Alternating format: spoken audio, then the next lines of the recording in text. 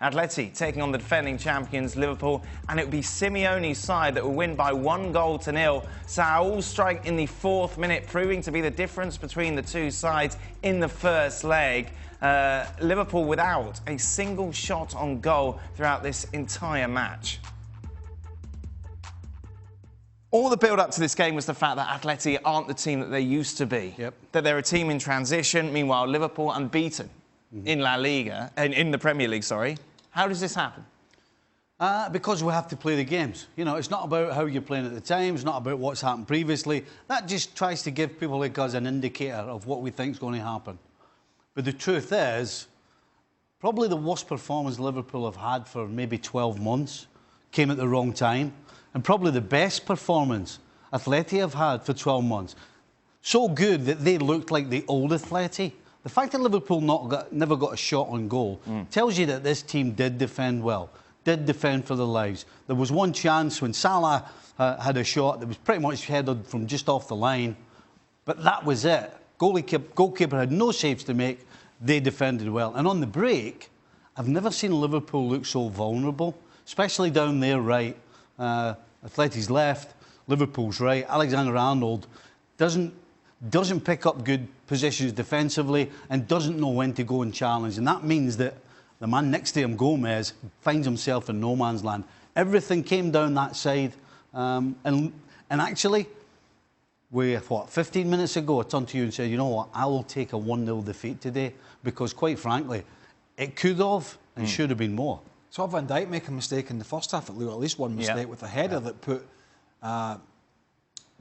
Morata in, and luckily for him it was Morata, and he hesitated and fluffed his lines. But 1-0's not a disaster. I mean, if you take one of your worst performances by their standards, But this is a surprise. yeah. And I think if Atleti were to knock Liverpool out, and I think this is how far the two teams have sort of drifted in opposite directions in the last couple of years or last 18 months. Is that if they do knock Liverpool out, and it's still a big if, it would be a shock. Right. I think it would be a shock. Now, a couple of years ago, when it was that rugged, ugly, horrible to play against Atleti's side, it wouldn't have been, because nobody wanted to play them. But the fact that they've changed, they're struggling in La Liga, and Liverpool have been on the front foot in almost every game, it is a little bit of a surprise what happened. I mean, Jan Oblak probably can't believe his luck. Went to his bed last night thinking, I'm going to be the busiest I've been all season. Had nothing to do, barely. When you play, you understand that this happens, right? And it happened today to Liverpool. One of these anomalies. When Jurgen Klopp's sitting on the side with his coaches at the side and they're trying to decide who to take off, they could have taken anybody off.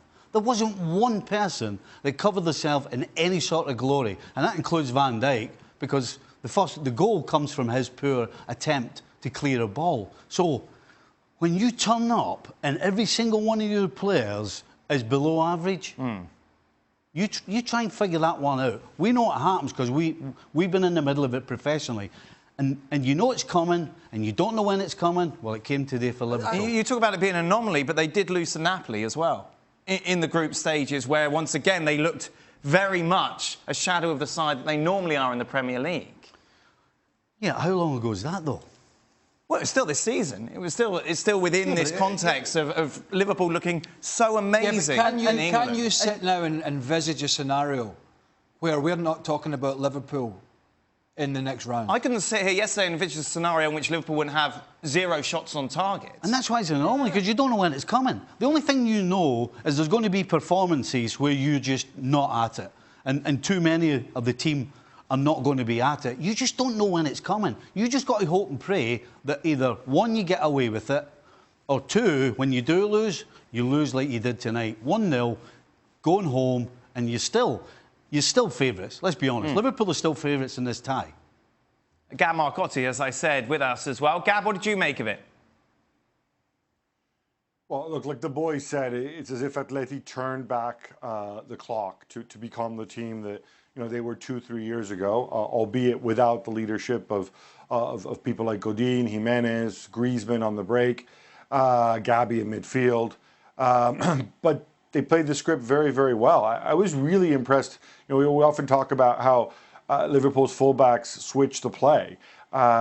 they had a lot of trouble doing it. It looked as if Atletico always knew it was coming and always had a guy there. I think, the script of sitting back and defending deep and clogging the spaces against Liverpool, that's a pretty obvious one. Many teams have tried it. I think it worked for Atletico in part because they were at home, in part because they have better players than I think some people give them credit for, in part because Liverpool had an off day, and largely because they scored straight away. And I think that changed the game, that changed Liverpool's approach a lot. But the boys are right. You have to, what Stevie said at the beginning, you have to go and play the game. That's one of the truths of football. And tell you what, if Morata doesn't slip, that could easily have been 2-0 as well. I think Atletico missed a trick. Yeah. I think they missed a trick. I mean, one goal, couple of shots on target. Liverpool, as average as they've been for a long, long time, and 1-0. I think they've missed a trick. I really do. And I still say it.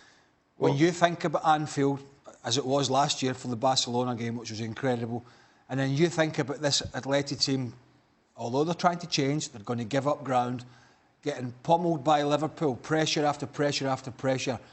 I don't think we're going to, for one moment, see a Liverpool side that's as casual and slack in the final third as we saw tonight. Gab? I take your point, but somebody made the point before that some teams are very comfortable when they're being pummeled. Some teams don't mind not having the ball. And I think that's the reality of Atletico Madrid.